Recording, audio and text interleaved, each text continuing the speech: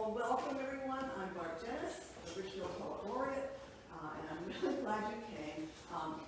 Thank you for joining us for the second in a series of poetry readings titled The Garden of Verse, even though we're not in a garden. These readings are one of the projects I've envisioned to achieve my mission of making Ridgefield a more poetry-friendly place and to encourage Ridgefield residents to read, write, listen to, and enjoy more poetry. And by the way, I lead poetry workshops at both Ridgefield Library and the Aldrich Museum, so I invite you to join me. Have a lot of fun. It's always a great group. Thank you for your flexibility in terms of the weather this evening. I'm so sad that we were not able to enjoy this evening's reading in the beauty of the Keeler Gardens, but I'd like to thank the Ridgefield Guild of Artists for supplying our rain venue home. The walls, as you can see, are currently empty, but they, because they're hosting their summer camps, they have, you pass some of the art on the way in. But they're preparing now for all their late summer events, including, I want to do a little promo for them here, their air show, AIR, which is, will feature the works of 5 pandemic artists and residents who were granted use of the studio here during the pandemic. That opens on August 21st. The annual art walk throughout all downtown Ridgefield will run from August 27th through September 12th. It's always a wonderful thing to stroll around and see all the different artwork. And eventually in September, there's the 44th annual juried exhibition, which is always an amazing range of artworks by not just from Ridgefield artists, but artists throughout the region, and even nationally. And my personal favorite, the festive home show. Right, all of my Christmas shopping done will be in November. And hopefully, please, hopefully it will be in person again this year. They did not have the benefit of that last year. So please be sure to stop back and enjoy Guild events. And there's a lot of promotional material on the way out at the front desk if you'd like to help yourself. As I mentioned, I'm sorry we weren't able to enjoy the garden tonight, but hopefully when we resume the programming in September, we have an August hiatus because there's a wonderful theater group in town who's doing on-site rehearsals for their strolling show all throughout August. But when we resume in September, we're going to have 4 really inspired themed events on Tuesday night still. We'll start a little bit earlier because the sunset time will, of course, be earlier that late in the year. On September 7th, we'll have Nicole Callahan and Kyle Potvin in an evening of poetry by breast cancer survivors to benefit Susan G. Komen. On September 14th, we'll have James Diaz, who is the poetry editor of Anti-Heroin Chic Journal, Joan Pond Glass, and also myself, in a program to raise awareness of addiction and depression, and that event will benefit to White Love in Her Arms. On September 21st, West Hartford Poet Laureate Benjamin Grossberg and another TBA poet. We had someone lined up and then she discovered she had to go take care of her mom at exactly the same time. But they're going to stage a celebration of LGBTQ plus pride, co-sponsored by Ridgefield Allies. Ridgefield Pride, excuse me. And in our conclusion, on September 28th, Connecticut Poet Laureate Margaret Gibson, whose new collection, Glass Orb, is slated to be released in August, will be our guest, and will be joined by the poet Pamela Hart in a program of poems calling for environmental defense. And just a few housekeeping notes before I introduce this evening's co-sponsors. There's a sign-up sheet by the door if you'd like to be notified of upcoming poetry events in Ridgefield. I also invite you to follow me on Ridgefield Poet Laureate on Facebook. I try to post all sorts of poetry happenings and also competitions for teens and all sorts of poetry events on that page. And also help yourself, these are stickers, read more poems. Help yourself to some on the way out, put them everywhere, sometimes the galleries, please do. And let's see what else. Oh, and also after the event, our poets will both have copies of their books available, and I invite you to stop by and personalize them for you. So, okay, so tonight's event is co-sponsored by Ridgefield Allies. an organization taking steps in the struggle for racial justice in our local community, our home. So please welcome Allies board members Lisa Cambridge Mitchell and Brian Perry.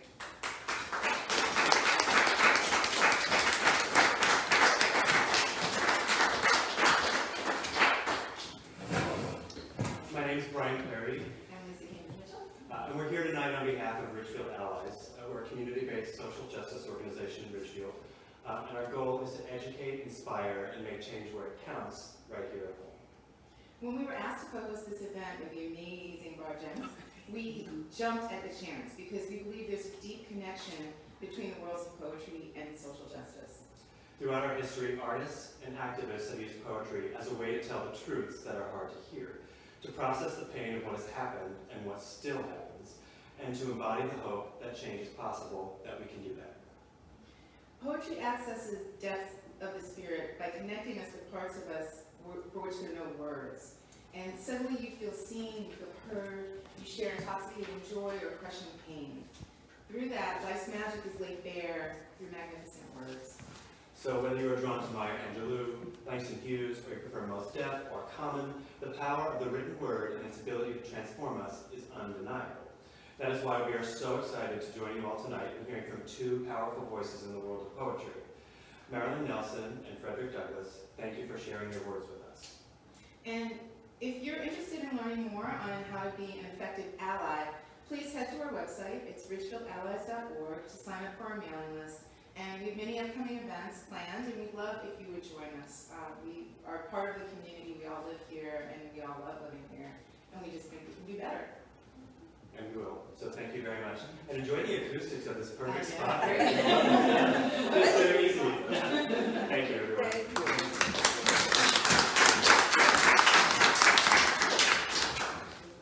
Yeah, definitely it's blessing. At least there's air conditioning, right?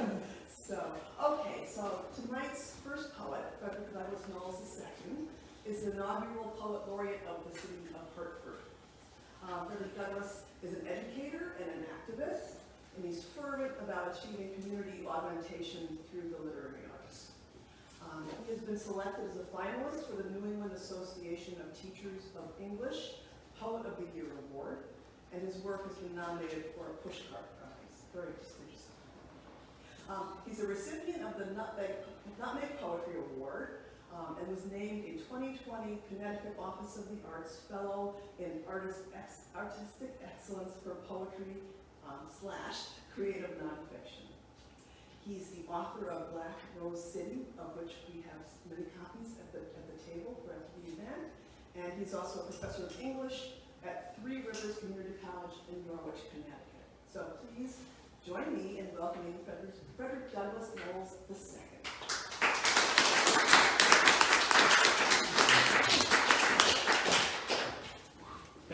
Thank you, Ridgefield. Thank you, everyone. This is my presidential speech. Thank you, everyone. I'm just going to jump right into it because I want to do a whole lot of reading. I know I can't. How much time are you doing? 25 minutes or 20 minutes, whatever you need. Okay. Yeah, I just want to make sure, because I won't read and talk all night long. And that's not right. We have a wonderful Marilyn and my most treasured writers, really. She really helped me in the game. I want to start off reading a poem I wrote for the ancestors, and actually speaking with Lisa, we spoke about this in the parking lot, but I was honored to be part of the Witness Stone project that brought names and homage to our ancestors, right? Enslaved African ancestors and so forth. And so in New Haven, it's called Foot High School, students did the research, it was wonderful. And so there was a sister by the name of Pink Primus. Her and her husband were owned by Morris, Captain Morris in New Haven and so forth, and the party Morris House in New Haven is that scarred legacy. So this poem is called Shoots of Plants Blooming in Spring for Pink Primus, circa 1791.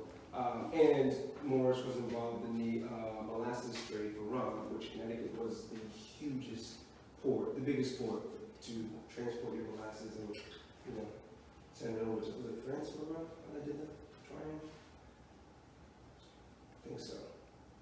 It's a triangle, not the French connection, that's terrible, but it's a triangle for molasses too, actually. West Africa. Shoots. Molasses connection. Oh, thank you, molasses connection, appreciate it. Not heroin molasses. Shoots of plants blooming in spring for pink primus, circa 1791. Her slave master's favorite color was most certainly green. The shade of profit from selling people like property. A secondary color misused to attune the voice in her skin to a second-class rainbow bent on mashing molasses. I wonder what her favorite color was. Was it the color of a freedom blue sky, or the shimmer of a lake under the sun? Was it the color of a flaring soul, the embers of ancestry fanning the flame of her descendants' dreams? Was it the color of a desert African bush, a lioness beige camouflaged by the sandy hue of the copper? Was it the color of her stark eyes, dark as a North Star night, or the color of a candle illuminating a train traveling underground? Was it a deep rubble maroon, rich like a warrior's melanin, insurrecting the indigenous resistance to colonialism? Was it the color of matrimony, two crayons coloring in and out the lines of love? Was it the color of emancipation? The color of their land bought by the bank of the dragon, a pasture as green as an evening in the Eden of Ethiopia? Was it the color of pride, strength, courage, charisma, wisdom, conviction, involution, companionship, direction, guidance, purpose? Or was it the color of her name? The color of a Mandingo woman, the color of ether, of existence, of a Zulu queen armored in bronze, a matriarch, protector, provider, nurturer. The color of a cornerstone who bore witness to the dawn of a mountain. The color of the bottom of her foot, rooted in the soil of American history. No, I believe her favorite color was the color of her daughter, Chloe. Greek, meaning yellow and green. Young green shoots of plants blooming in spring.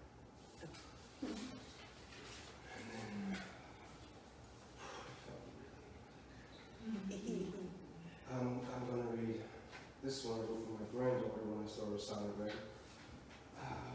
I will get to Black Rose City poems. This is some of the new stuff I've been working on. And I just want to go everywhere in 25 minutes. Got it. Sonogram, March 13th, 2017. Grandchild, I see you coiled in your sanctum, cultivating through sonic resonance. Your embryo shaped in the soul of Africa, yet the size of a raspberry. Your heart beats like Lamumbas in the seat of the Congo.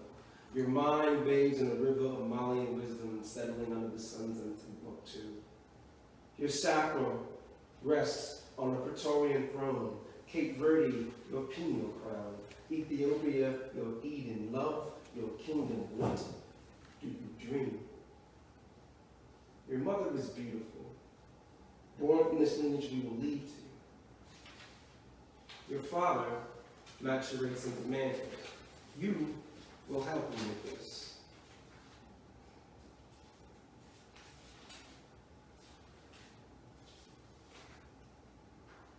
I will spoil you like a Baba, teach you how to fasten your breastplate, affix your shield, and wield your sword with precision. How to breathe with the sonic boom. Model for you how a warrior protects the Eden they have not even began to utter into being. Your chi will cause mountains to melt into mustard seeds, placed into your back pocket, to be planted in the fertile soil of your grandchild's mind, as I will do for mine. Black Rose City is a collection of poems. Norwich, Connecticut is where I'm from. Born in London, raised in Norwich, via Key West, Florida. So the brand, I'm named after my great-grandfather, Frederick-Douglass, Knowles the first. Him and my great-grandmother, Catherine Sweeting, had two sons. One is my grandfather, Joseph. The other was my uncle, Godwin Alexander Knowles. He was born in 1897 and I think 1902. They joined the Navy in Key West and ended up in Connecticut. My grandfather in London. My uncle settles in New York, where he becomes the first black Muslim cop in New York City in 1923. And so, Black Rose City is where I was raised. It's named after the official rose of New England. And so here are a couple stories. 25 minutes. A world in 25 minutes. Kindergarten class, because after that, everything just went down. Final frontier. Kindergarten class is my final frontier. Its sun-splattered walls house a colorblind of utopia children who resembled each complexion under the Milky Way. Almond white, cinnamon brown, and golden yellow spectrums of light formed a unirace of a rainbow on the other side of Miss Fitzgerald's classroom door. Her warm smile and frosty white hair welcomed her students at the entrance. That's your cue. We began class with basic math, reciting numbers, counting all the way up to 25, our goal for the week. Story time solved the mysteries of why whales spit water out the hole on top of their head and how kangaroos bounce up and down, never dropping their babies. During playtime, I tied on a little white apron, nuzzled the fitted cap, and sold goods from the corner store, exchanging paper coins for empty cereal boxes, thanking my customers for their service. Tuesday afternoon was sing-along. Amy's dad, Mr. Jeffers, scooted underneath the doorway, guitar case slung over his back. We gathered in a semicircle, sat Indian style, and sang to his melodic strum. Bluebird, bluebird, in and out my window. You know. Bluebird, bluebird, in and out my window. Bluebird, bluebird, in and out my window. The funny knot in his throat slid up and down to the chorus of Oh Johnny,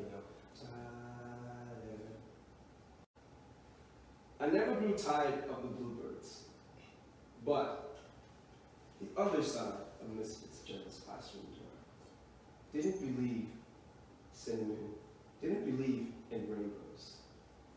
It didn't believe cinnamon was brown, or yellow was golden, or that blackbirds should fly amongst us. All right, let's go. You know, when you're about to open yourself up, and it's like, okay, I'm gonna do this poem, and that poem, this one, that one. And then you're driving here, and the universe, the spirit goes, no, I don't want you to do that one, I want to do this one. The ego says, no, you're gonna do that one. The spirit says, no, you're gonna do that one. And then you get it all laid out, and it's like, let's go here, let's go here. But I want to go there, no, let's go here. So we're gonna go to roller skating. Because we had a roller skating rink in Black Rose City called Great Skate, and they shut it down in like the mid-80s. But we skated every weekend for half of our young adult lives. This poem is titled, How Many Fanatics in the Cosmic Realm of Roller Skating Actually Overdosed on Rhythm and Speed? I laced my shiny black boots and dashed the boys' bathroom to christened fluorescent green zingers and lukewarm water. That assured my wheels an extra grip. Disco lights flickered like electronic Christmas trees. Huge box speakers dangled from the ceiling, blaring Michael Jackson's Thriller. It's close to midnight. Something evil's lurking.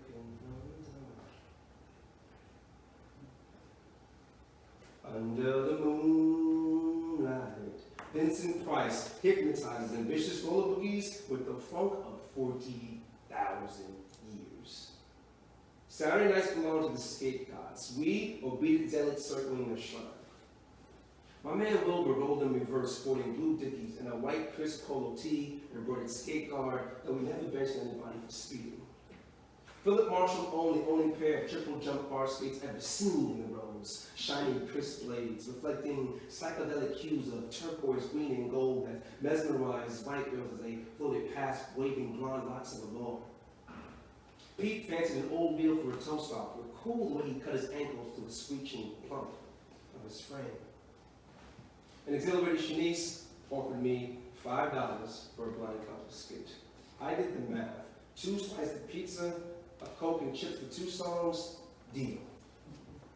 Allison was the economically advantaged out of the group, dished out her allowance for pole position tournaments, and I was the shooter duck king, the undefeated chip-tooth champ. When African and Red Box's Planet Rock hit the turntable, we dropped conspiracy theories like who shot JR and wagered how many laps one of us could achieve before Rollo, the by the book guard, blew his whistle. We ignored his shrieks, no time for rules, only time for speed, more whistleblowing, and then Rollo's pointed finger, his direct order to get off the floor and sit by the office. Damn, I got kicked off again. 8 laps into white lines. Melly Mel's prophetic line shouting to a skate fiend on the verge of ODing to don't do it. Baby, too late. During my 10-minute suspension, I contemplated how many fanatics in the cosmic realm of roller skating actually overdosed on rhythm and speed in a world of bliss in 80s pop music. Time's up. I pressed my black toe stopper firmly into the carpet, assuring me a solid thrust back onto the floor. Okay.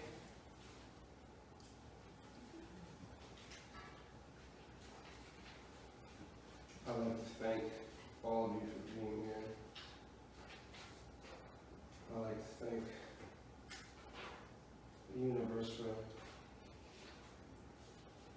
allowing me to be here and share some stories. Okay. So this one is Reverse Psychology, a year in the diary of a disenfranchised. And then I definitely want to read this poem next. So. Yes.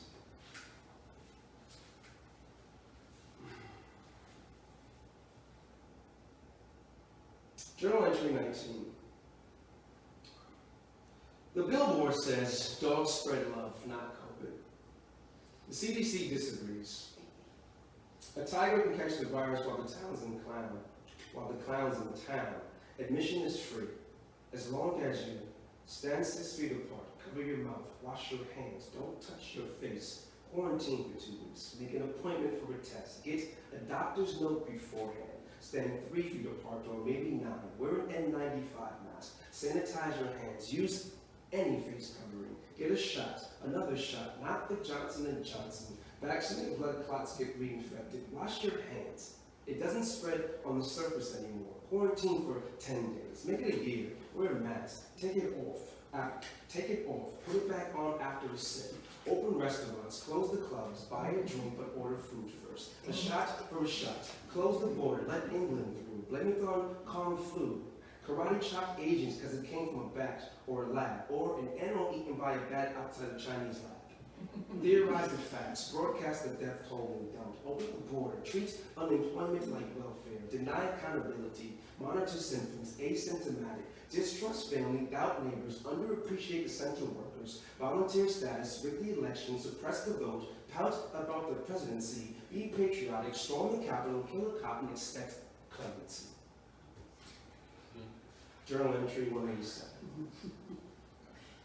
Routine traffic stop, doing 65 and 70. Hands out the window, open your door, hands in the air, get out the car, get on the ground, lay in the hood, get on your knees. Routine traffic stop. Thought it was a gun, thought it was my gun. It was dark, he was dark. Thought it was my house, thought he was robbing a construction site. Thought Breonna Taylor's house was the right house, wrong house. He was running, about to run, breathing on his back, no, his stomach. Thought George Floyd could hold his breath for 569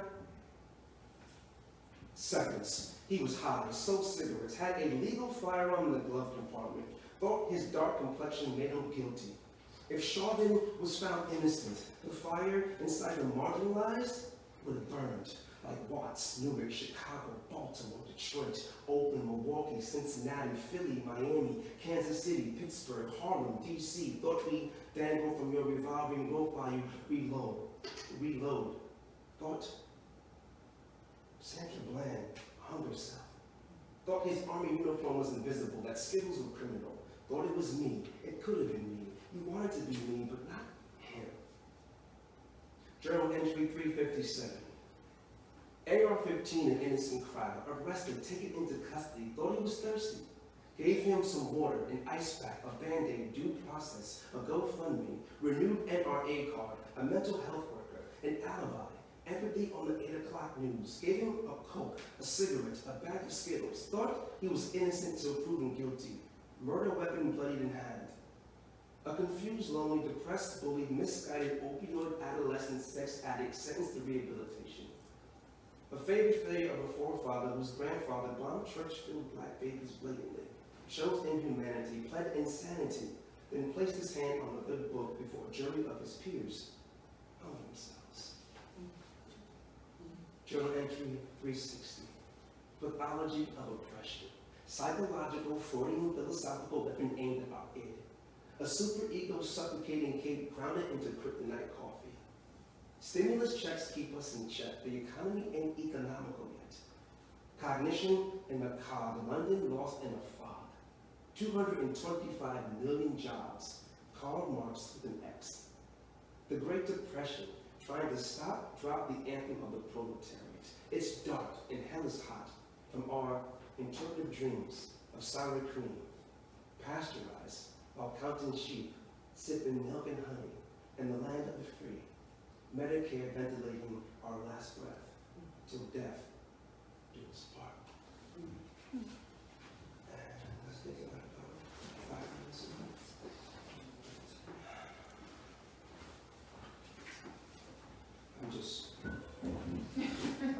This poem is in honor of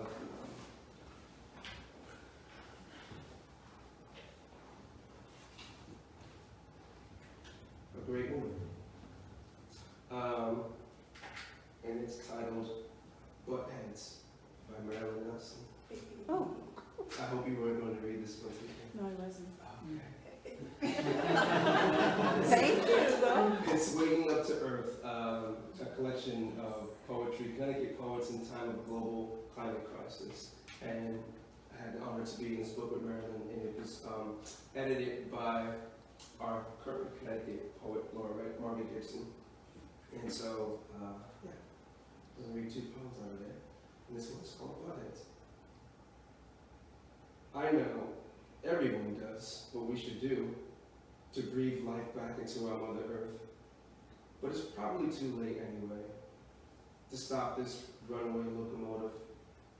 Though great rails writhe in sonar agonies, echoed by the small swan songs of the bees.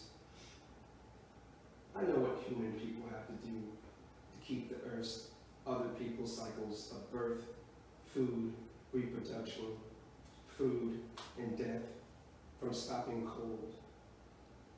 But I live way out here in the sticks, and we have to have a car. I know travel is a part of the problem, but I have friends on other continents and miles to go before I let age win. I know my diet is factory farmed, eggs laid by DB10s, bananas grown by workers, pesticides that make sterile, but it's pointless to go against the flow, isn't it? Anyway, what can I do? I know we're poisoning land and water, but change my life? I love my new life photo. We're buttheads, sliding toward oblivion, roped together like hapless mountaineers, like lovers sworn to a suicide pact. You see what I mean? And I will, 2 more poems, and then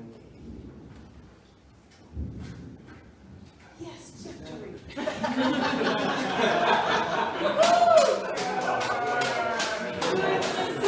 you made the right call.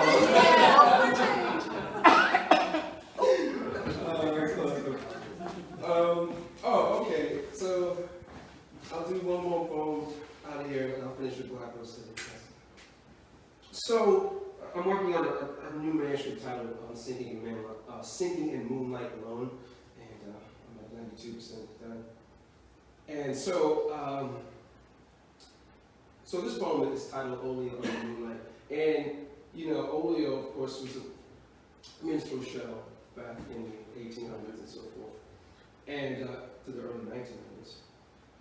And then also within the Olio, like the third part of the second part of the act is called the Olio, where there was this discovery by one of the actors who were white males painting in blackface for the entire play, but for this particular part, they would come out of whiteface. There's a wonderful book called Olio by the poet T.N.J. that really actually tells wonderful stories. So this is Olio on the Moonlight, and it's about the time that I went to church and the prophetess pushed me to the ground, and during prayer. And so I was with my mom, and I was probably about, I think like 27. I said my second daughter, she was actually there. And so I went to get prayed for, because, I was kind of lost in my life. When my mom says go get prayed for, I don't know about y'all, but in the black church, you go get prayed for, right? So I went to get prayed for, because the prophetess was visiting from California.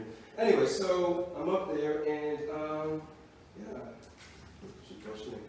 I'm not kidding. Olio under the moonlight. When the prophetess pushes you to the floor, you pretend to catch the Holy Ghost.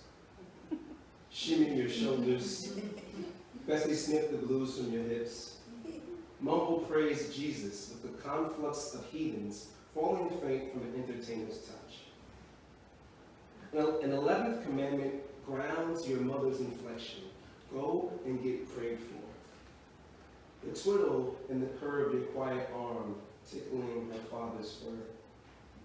You hand her to grandma, broach the aisle's Pentecostal shore, wade in the water of prayer. The prophetess asks you if you want to be saved. Olive oil cross across your brow. Her trepid palm, a lambert butterfly in search of hollow ground. She shakes in colorful cadence, removes her monarch from the shoal of shine swirling above your nose. You open your eyes, lick salt from parched lips, feet anchor to floor. She rebukes your disobedience, stiff arms you into the hush of the carpet, into an ambiguous delusion, surmising which is more blasphemous, dishonoring your mother or collapsing an imitative star of God. You coast in encore, script your scene from the lost pages of Acts, the one about the parable of a wooden puppet strung in blackface, staging in Olio under moonlight. A Friday night minstrel that casts your mind and body as lead, leaving me, your thespian soul, to receive the award for Best Supporting Actor in the Gospel of the Black Church. And the last poem I'll leave you with is Gallery Walls, written for my granddaughter's great-grandfather. So my daughter's great-grandfather. Yes, Daddy Pancho. who was a Mason in Knowles, Black Rose City, Cape Verde, and so he has a lot of walls and milestones in Black Rose City. And then one night, Norwich Art Gallery had a display of his work, and so you know someone, but you don't know someone until you see the beauty that they can create. And I was just like, wow, like I never knew, And so I think he already passed actually. So this is called Gallery Walls for Daddy Poncho, and it has an epitaph. Stonemasons have the right of the Creator. They make bridges and churches, school steps and sculptures. They make mills out of stone, and it is them that make gravel. They make chickens by hand. Lindsay Collins. I had no idea. Passing through sliding doors, cramming into a kitchen where Ma stirred pots of cachupa till grumbling bellies simmered.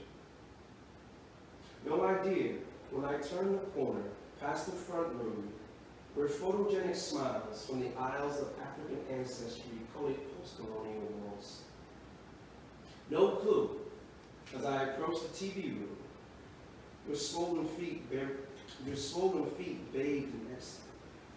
One hand grasping the remote, the other clutching cancer.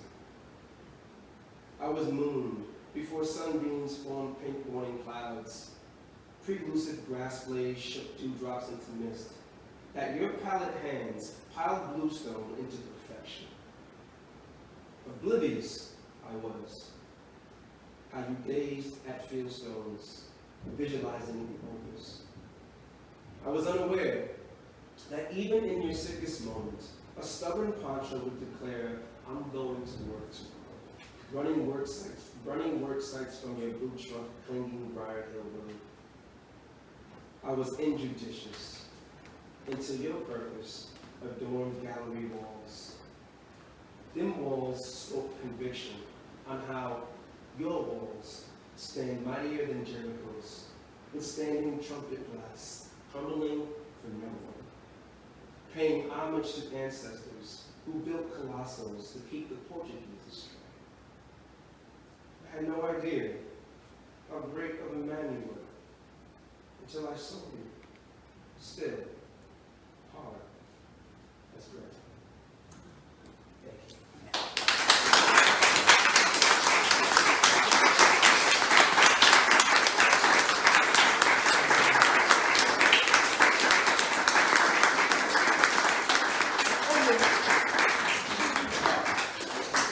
I brought a lot of poems. Oh, and if you want to take my Actually, it's right in the back here. in the back. It should be. Don't worry about those. There it is, right there. Okay, there you go. Sorry about that. All right. Thank you.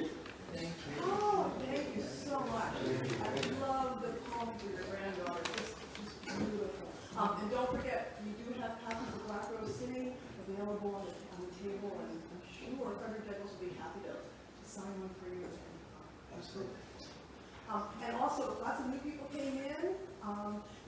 I wanted to introduce you to our co-sponsors for this evening, Ridgefield Allies, and they will be happy to give you some information, sign up to volunteer, or just to get their emails, and we're so glad to have them here this evening. Okay, I'm going to geek out on you now. Our featured poet tonight is, exaggerated not to the giant. As a teacher, I taught Marilyn Nelson's poems to my students, and they loved them. As a mom, I read her novels and biographies in verse. My daughter, vindicated. Thank you. And as a poet, I studied her amazing craftsmanship. And just as one example, her heroic crown of sonnets. Does anyone know what a crown of sonnets is? Which was a heroic crown of sonnets. I encourage you all. A heroic crown of sonnets is a sequence of 15 sonnets, those 14-line poems you studied in school, which are interlinked like a normal crown of sonnets. But what makes them heroic is that the last sonnet is made up of the first lines of each of the 14 poems. Now, what makes this even more of an amazing feat is that Marilyn's last sonnet is also an acrostic, and it reads, the first letters of each line, if you read down, spells out R.I.P. Emmett L. Till. So this book is for sale. It's available as both this and also in Faster Than Light, which is a larger collection for poems. So, anyway, so excuse my geeking. Anyway, okay, so the official biography now. Marilyn Nelson is the author or translator of more than 20 books and chapbooks for adults and children. Her critically acclaimed book for young adults include A Wreath for Emmett Till and the groundbreaking Carver, A Life in Poems, which was the Newbery Honor Book. Of Marilyn's 9 poetry collections for adults, The Home Place, also available this evening, won the 1992 Ennisfield Wolf Award, and The Fields of Praise, so beautiful. New and selected poems received the 1998 Poets Prize, the Penn Winship Award, and the Lenore Marshall Prize. A 3-time finalist for the National Book Award. Her many honors also include the Frost Medal, the Poetry Society of America's Award for Distinguished Lifetime Achievement in Poetry, and fellowships from the Guggenheim Foundation and the National Endowment for the Arts. She is a professor emerita of English at the University of Connecticut, and she currently serves as the Chancellor of the Academy of American Poets, and she was Poet Laureate of Connecticut from 2001 to 2006, as well as being the founding director of Soul Mountain Retreat, which was a wonderful writer's colony, which she presided over from 2004 to 2010.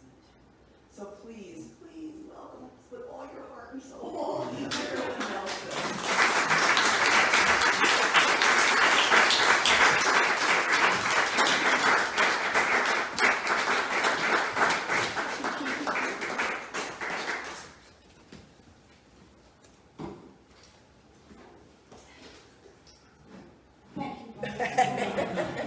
Thank you to everyone who has made this evening possible.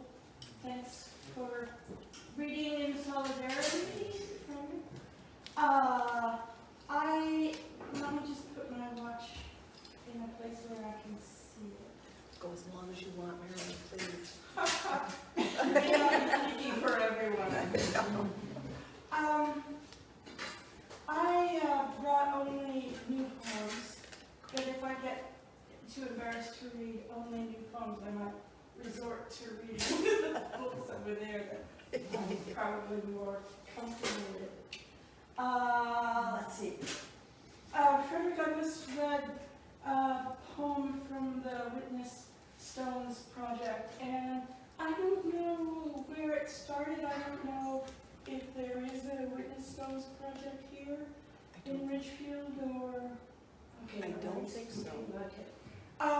This is a project that is happening in towns all over Connecticut, mostly on the shoreline. And the project was inspired by a project in Berlin, in Germany, called a Stolpersteinen.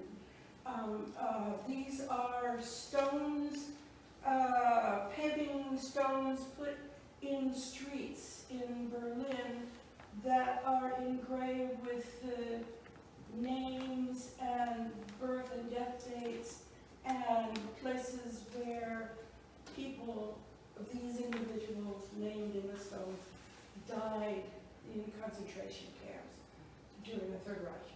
And they're extremely moving. I have friends in Berlin, so I've seen them, and it's just amazing. You walk into an apartment building, an old building in what was East Germany, and there'll be a little plaque saying, the Goldstein family with 5 first names lived in an apartment on the 3rd floor of this building from these dates, and 5 of them died in Auschwitz.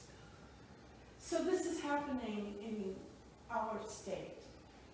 Frederick-Douglass read a poem about one of the stones in New Haven.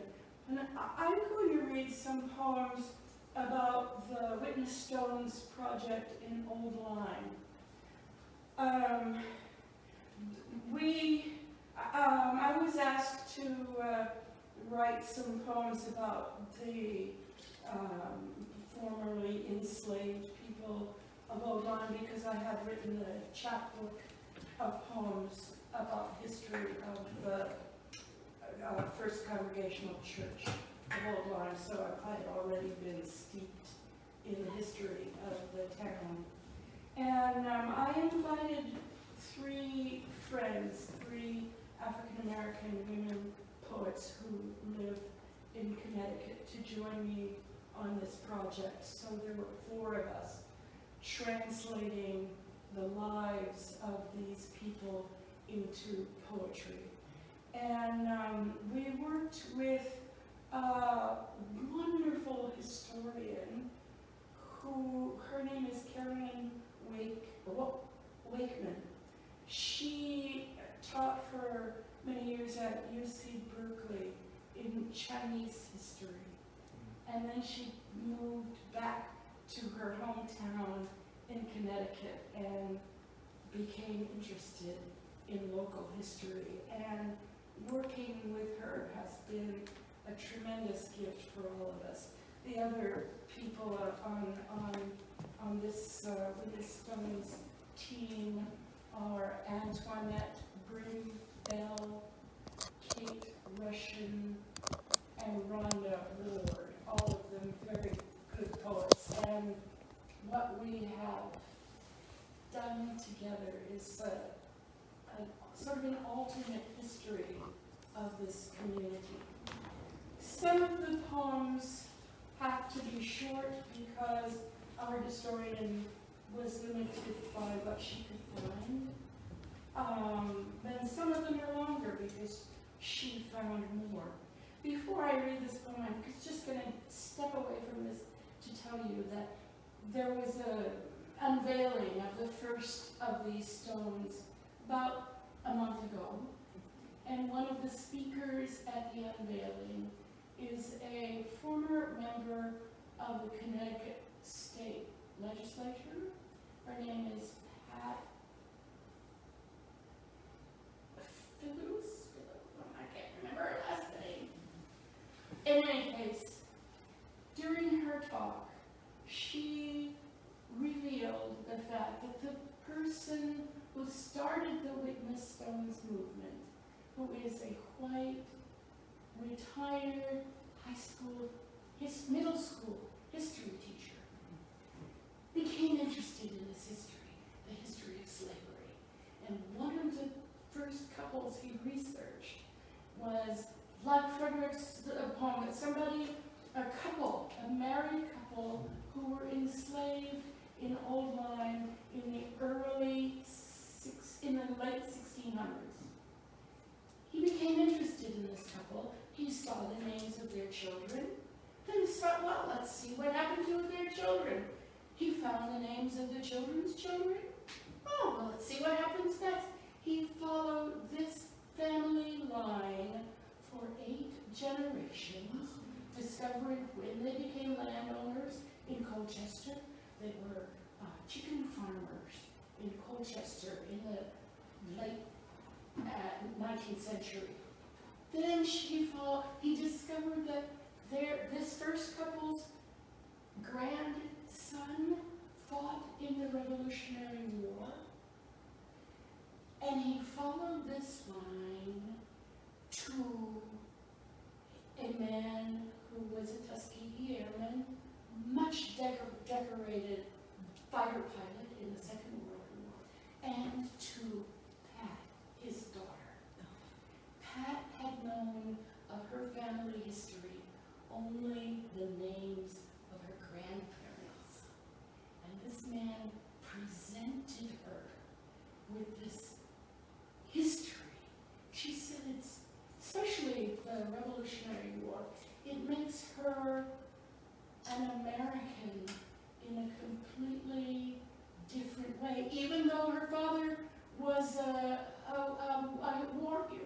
So I just want to say that the working on this project has given us so many things like that, gifts that are unbelievable. I'm going to read a longish sequence because I was lucky enough to sort of draw the name of this young woman, and the historian kept discovering new things about her history. So we have 10 years of this young woman's history. Her name was Temperance. Where we first find her is in a document that's recorded, an official legal document in which she signs X, agreeing to sell herself into slavery. She was free.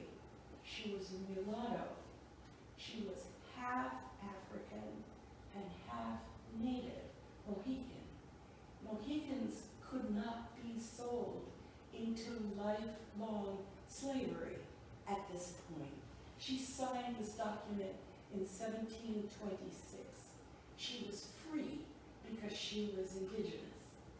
But she signed her freedom and the freedom of any children she might have. She signed them over. I'm thinking, looking at this document, what could have possessed this woman to do something like this? So the fact of the document is a fact, and my interpretation is an interpretation. Maybe this is what happened. The whole piece is called A Suite for Temperance, and the first poem is X Her Mark, 1726. What in the movings overhead at night, in the circle of the four directions, in the bedrock sequence of the seasons, made our eyes meet with this forever love? Whose dream envisioned our togethering? We might have lived and died without knowing the gaze that melded two fates into one. What would living have meant without our pledge? We might still be as distant as children in different worlds, longing up toward the stars for the other half who will make them whole. What if my mother's tribe had won the war? What if our fathers had not been enslaved? If they had died in the nightmare voyage? What if Africa hadn't been plundered or this land seized? Would our eyes have met? I might not have looked up from planting corn and seen the shy smile in your handsome face. Now this white man says we may marry if he owns me and any children we have. He's happy to allow our happiness, he says, but life's a business of profit and loss. Oxford, he says, this girl shall be thy wife and my slave. I love you. I make my mark. This is called Slave Marriage. It's in the voice of Oxford, the husband here. Also 1726. She signed the document, and a few days later there is a record of the marriage in the Congregational Church performed by the minister. I can't say I do take her for my wife to have and to hold, but I do accept with thanksgiving this heaven-sent gift of a partner and sharer of despair.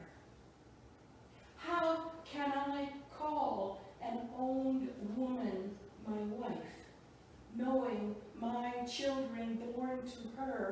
are his. In sickness and health, richer or poorer, when he whistles, she must run like a dog. But I will take her to the airless room in the attic where I sleep, and our breaths will blend in the air over my palate until we jump to work in the pre-dawn. I will hold her warm, sobbing in my arms, touch her tenderly with work-hardened hands. I will hear her people's drums in her heart, and with her make people for the future. Loneliness has been an anvil in my chest, almost as heavy as being enslaved. But love juggles anvils. Love makes us free. Before, I didn't know I was not whole, was only one half and she the other. No longer alone, I've become a we. Shoulder to shoulder, we shall face down fate, blessed and cursed by the trickster ancestors. I'm just going to pull a chair up. So Would you like a higher stool? How about a stool? This is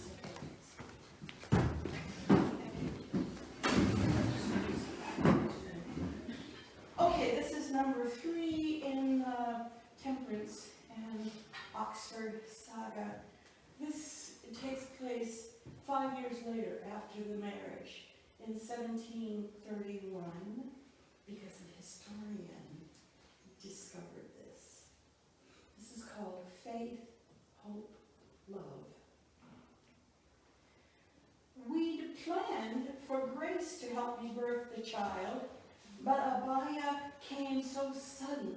One quick push and Mistress caught her in her petticoat. She laid her, swaddled in it, in my arms. She opened the door, said, "Oxford?" He came in and bowed to her, then turned his eyes to me with the same joy promise that bound us at the start. Faith in the future, in a better tomorrow. 3 children later, now Judge Lord insists my X on that paper made me a slave for life, not just a servant for 5 years.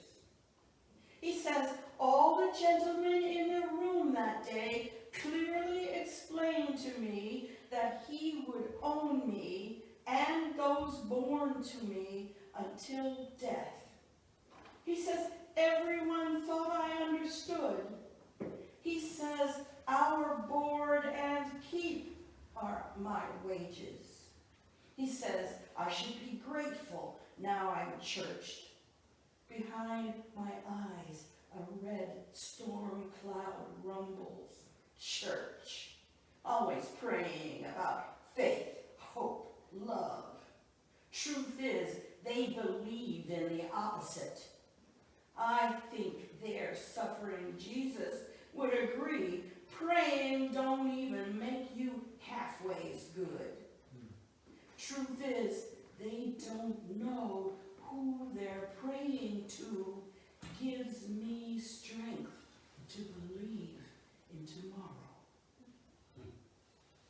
The historian found that Temperance tried to sue this Judge Woodward for back wages 5 years after she signed the agreement. Of course, she couldn't sue. She was a woman. She was a slave. She couldn't sue because she was a woman, and ordinarily her husband would have had to bring a lawsuit, but her husband was a slave. So there she was, stuck. So, oh, yes, thank you.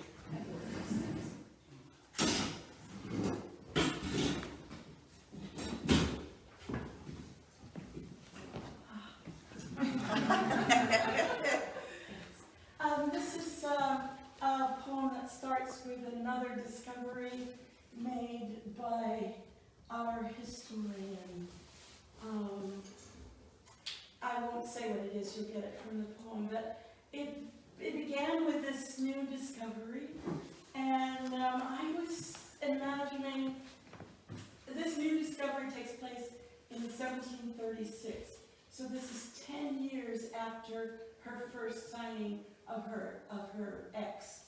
And I was just imagining what life was like for her after she tried to sue this man and then was still enslaved in his household.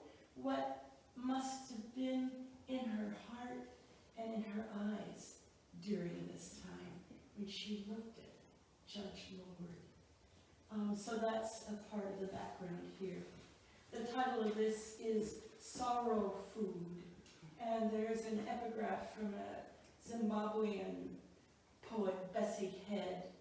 The quote from Bessie Head is, "I eat only sorrow food now."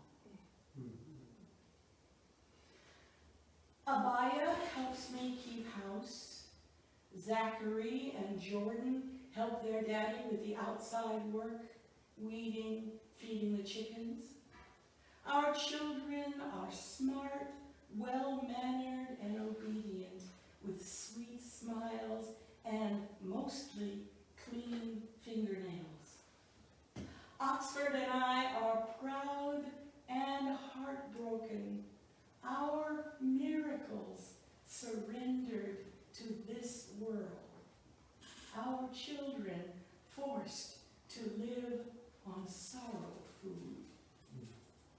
Should I have bowed and said, "Master," with gentle eyes? Should I never have glared into his face?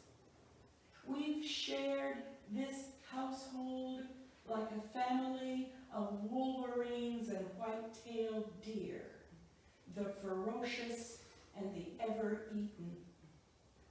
Monto is generous. Though the great wheel sometimes seems to wobble, Monto is good. But must we serve forever, hiding rage? 10 years, 4 babies born upstairs. The moons of making home for our joined families, of cooking, cleaning, washing, nursing the sick, of scrubbing booties for 9 babies in all. How shall I look in the face of Richard Lord, who just called me at Oxford Inn and said, "This man has bought you 2 and your baby. We'll keep the other 3. Go get your things." Yeah, after 10 years, he sold them and kept 3 of their children. Nobody knows where they went.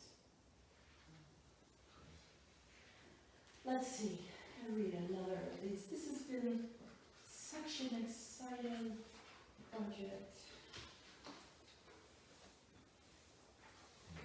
This is in the cemetery, the old cemetery of Old Lyme. There are graves of some of the people who were enslaved early on, and one of them is a man named Louis,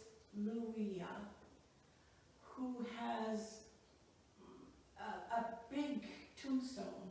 He was clearly much loved, and there's a poem on his tombstone that's about 5 stanzas of rhymed poem chiseled into the granite. And all we know about Louis is that he was born in 1773 and died in 1852 and is buried in Duck River Cemetery.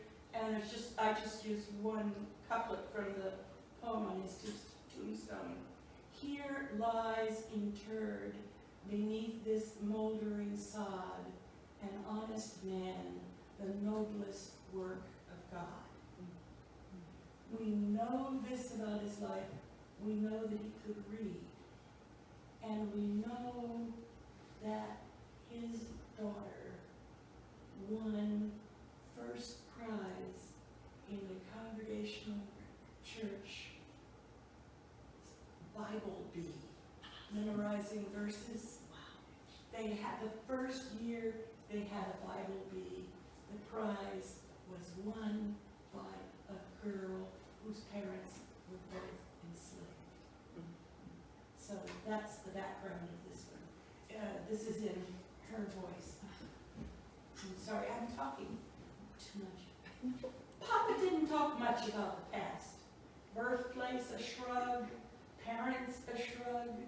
His life began with bitter memories. He'd been a code entered in an inventory. Age, gender, work, the color of his skin. He enjoyed the work in Parsons' Tavern, greeting coaches, helping people climb out, carrying in the luggage they had brought. He'd say he enjoyed doing the same work a hell of a lot more as a free man. He must have read the Bible 5 times through. Him and Mama and James and me sometimes had Bible verse remembering contests that lasted till the candle flickered out. I used to win because of Papa's help. I gave him and God credit when I won first prize in the Sunday school Bible Bee, the first bee ever. Were people surprised to see me win, the daughter of 2 slaves? Papa was soon freed. No apologies. He didn't talk much anytime, really. Him and Mama always had their hands full, enslaved and free, eking out a living and showing us how we should walk the path God gives, which sometimes feels like punishment. He'd tell us to hold faith in the future.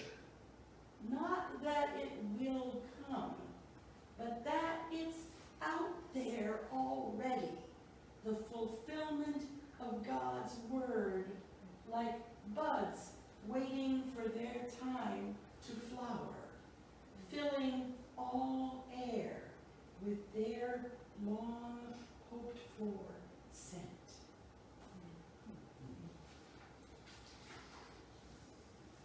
Let's see. I have already read for almost half an hour, and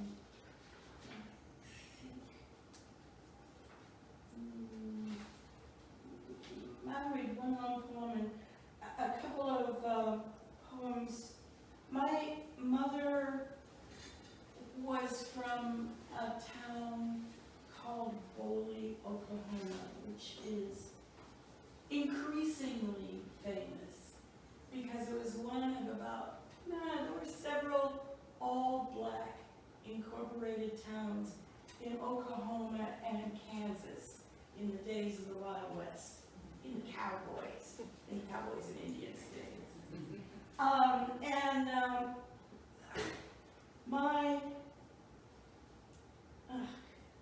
I talk too much. I'm sorry. Tell us. Keep going. My mother's father was born to a family that may have lived in Tennessee. We're not really sure. And in any case, when he was a little boy, 5 or 6 years old, he was born probably in the 1880s. The Klan rode into their little farm and set everything on fire, and his parents told him to run north, and he ran off alone, headed north and stopping people over the course of several days, asking which direction was north, and wound up at the banks of the Mississippi River, and was standing crying, and a white man asked where are your parents? And he told the story of the fire and how he was trying to go north. And this man said, why don't you come home with me? I have a boy your age, and the two of you can be playmates. And this family, the Bryants, took my grandfather in and raised him until young men, educated him. And when he was a young man, he had some trouble with some, let's call them rednecks, who were visiting, and he was running a ferry boat across the Mississippi River, and he threw them overboard, and then he went home to the Bryants and told them what had happened, and they said, we've got to get you out of town. And they put him on a train going west with some of their farm animals and with enough money to be an inheritance. And he wound up in this new town of Boley, this black town, where he had the wherewithal to start farming. And I love this story because it seems to me to be a story. It's like watching Schindler's List. And there is Schindler against all of these Nazis. There is a Schindler. And in my family, there is the Bryant family.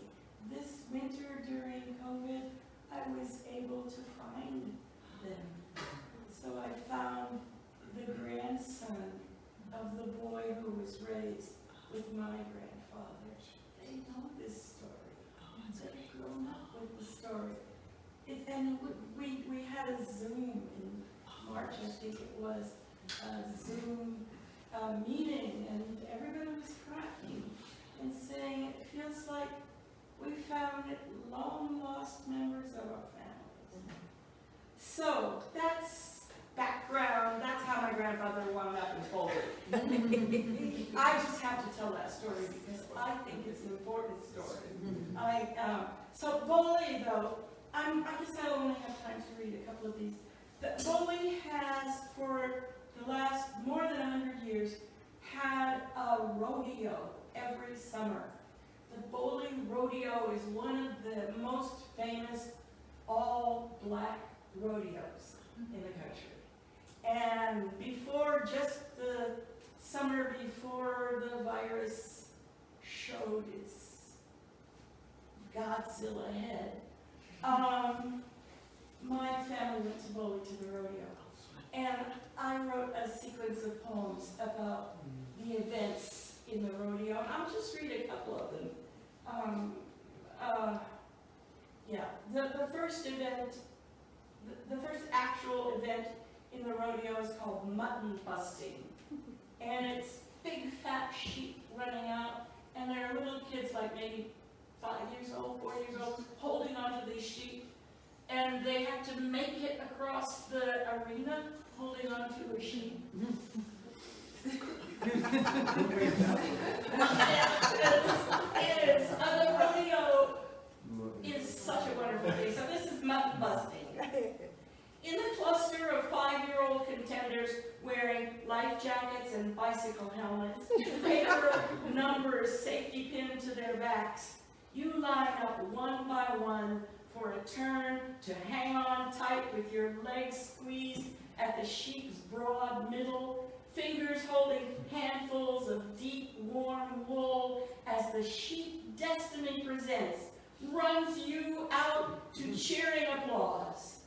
Whether you'll fall on top of it or it on you, you won't fall far. You have no front teeth anyway, and a brown clown gonna pick you up.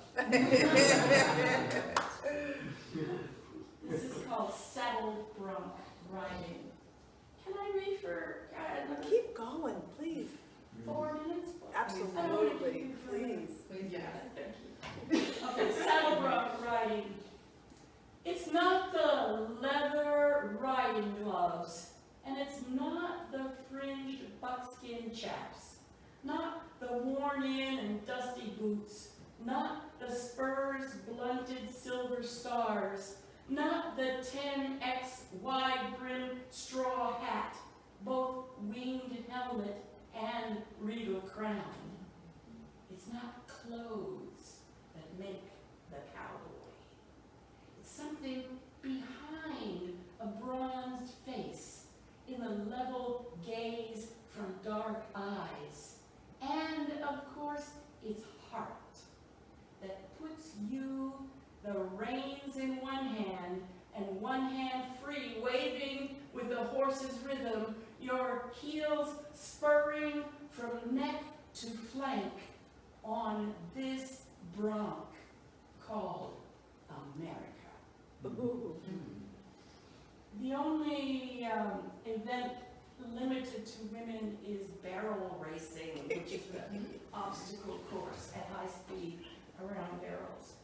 Thunder explodes out of the chute. Mane and tail whip in the speed wind.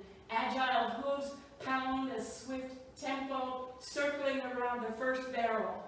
One hand grips the horn, the other communicates with the taut reins, though your thighs give the best guidance, telling your horse to maneuver in circles that hug the barrels. 3 barrels, a tight cloverleaf you gallop through with one joined will. This contest pits you and your horse against the clock and your best time. Sister, your dreadlocks are flying.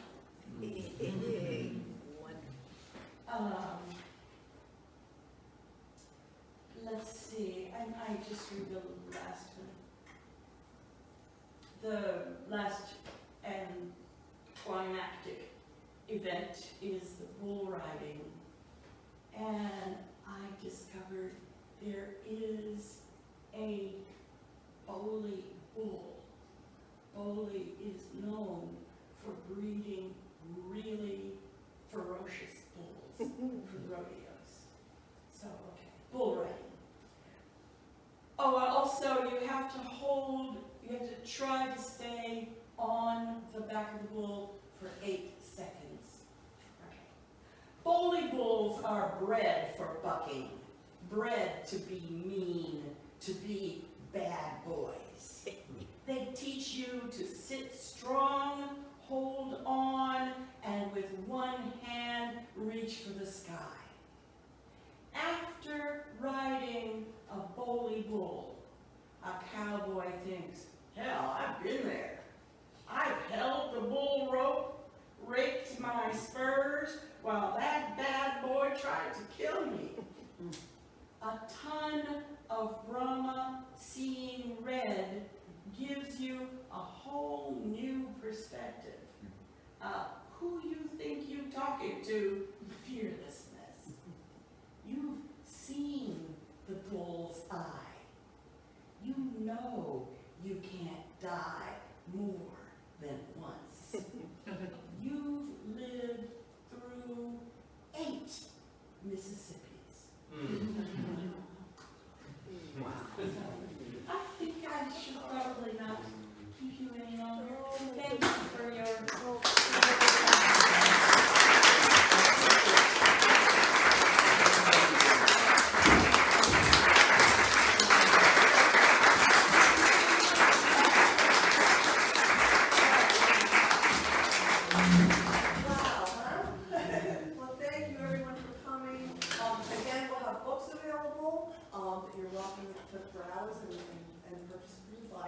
And please stop by the table in the back and find out some more about Ridgefield Allies.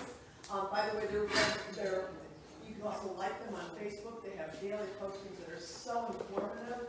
And you really should look into their information source. So anyway, thank you all for coming. And yes, we belong here tonight.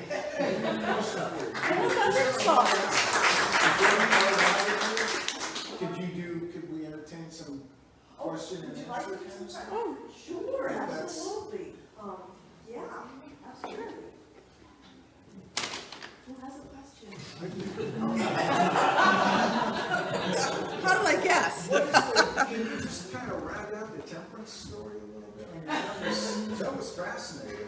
the 10 years of her life that you had access to. Yes. Again, what happens? Nobody knows. She and Oxford and their youngest child, an infant, were sold, and the other children stayed in this household, and they just disappeared. And the historian, she's been totally preoccupied with Old Lyme, so she hasn't looked anyplace else. I would guess that they were probably sold to a town pretty close by, maybe Colchester or Norwich or something, because you wouldn't be traveling that far. But she hasn't had a chance to try to find them yet. It's all, it's this game of historical research. A lot of it is chance. The fact that she found the lawsuit Temperance tried to buy was just luck. Wow. She just came across it. And this is why it's so exciting. She's doing work on a lot of different people. And every once in a while she sends us a group email with some new discovery she's made that gives us a deeper view into the lives of these people. There, one of the, I'm sorry, I do talk too much. No. But one of the, of course, the town of Old Lyme has had some controversy about doing this research because people have been in the town since 1766. They're still there. And there's a lot of painful history being revealed. But there is also history of people who were like Schindler, There was one family who lived together in 3 beautiful big houses in one row. And every one of their houses for 3 generations of the white slave-owning family owned 3 generations of the enslaved family. Wow. So they all lived together as, I have a poem about it. I said, it's like destiny that decides some of the people in the family are, I can't remember their last name, this family, and others are enslaved. But when their enslaved people said they wanted to be free, this family gave them their freedom, but still they had to sign forms, they had to say that they would be responsible for them if they were poor. And I know if you know people who were free, a lot of them died in the poorhouse.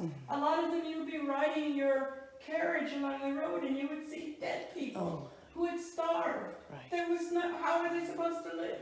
This family took care of their black extended family, and it's been such a pleasure to tell the descendants of this family that, they come from people who did something that they can be actually a little bit proud of. Yeah.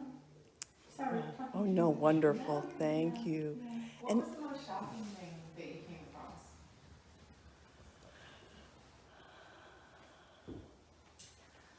Well, shocking is hard to say. The Temperance story, the fact that this man sold them after 10 years, that just blew my mind. But there was also a case, I didn't read all of my Witness Stone's poems, and one of the cases was a young woman who was enslaved, but who was in a group of young people who were going to be baptized in the Congregational Church. And one of her age mates, who was also in the group of, what do you call them, confirmands, I think they're called, was a white girl who had been molested by a white man, and somebody had seen this happen. So there was a public trial of this man. So this white girl's name was dragged through the mud when she was about 10 years old. And at the point of the baptism, the enslaved girl belonged to this man. And so my poem is about allyship and how she may have been the one ally this girl had, who understood her sin. The poem is about forgiveness. What do? You're getting ready to be baptized, and half of it's about forgiveness. What do you do if you can't forgive your trespassers? Right. And that was, reading the story about this brutal man, and that they let him go. He didn't serve any time or anything. They had a hard time figuring out how to deal with something like this. That was pretty shocking. Yeah. Yeah. You have like a whole movie. Yeah. There is a lot there, and it's a little town. It's not there, but it's true. It would be. It would be a great movie. Would be. I mean, I want to hear more about this. Yeah. Because I want to know what happened to her children. You have a whole movie. Oh, there's all kinds of other people. Yeah. And that would be. Your grandfather's stories, isn't it? Oh yeah. Oh yeah. Oh yeah. That's definitely. I came here this evening and missed my favorite television program on PBS, which comes on at 8 o'clock. It's Henry Louis. Oh yes. Oh yes. There is so much there. I think that program should be required viewing for Americans, because it tells us so much about our history, our shared history, our individual family histories. It's, oh gosh, no, this is, I'm going to tell only one more. Okay. I can never remember this man's name. He's an actor. He's in a thing on Netflix called The Good Place, I think. Do you know the name of it? Ted Danson, yeah. Say it again? Ted Danson? I think it's Ted Danson. Yes. With the Yes. perfect hair? Yes. Ted Danson. Gates did the family history of Ted Danson, which is quite illustrious. And he led back to a man in the 18th century named Oliver Smith, who was like the fifth owner of a man named Venture Smith, who was kidnapped in Africa, in Ghana in like 1740, brought to the United States, served under several masters, was allowed by the last one, Oliver Smith, to do extra work and keep the money he earned, which he used to purchase his freedom. Oh, wow. And then, as a free man, he freed his children one by one, and then together they worked and freed his wife. That family. Oh, and Venture took the last name Smith to honor Oliver Smith. Our gratitude for allowing him to earn his freedom. That family has a reunion in East Haddam every year. They've been free for 9 generations. Wow. 9 generations. It's just, there's history so interesting. Yes. I just don't understand why everybody's not just looking up at it. It's true. And Okay. I agree with you, Henry Louis Gates, the show is It's brilliant. wonderful. Isn't it It's wonderful? wonderful. Yes. Yes. Oh. Well, thank you, Marilyn.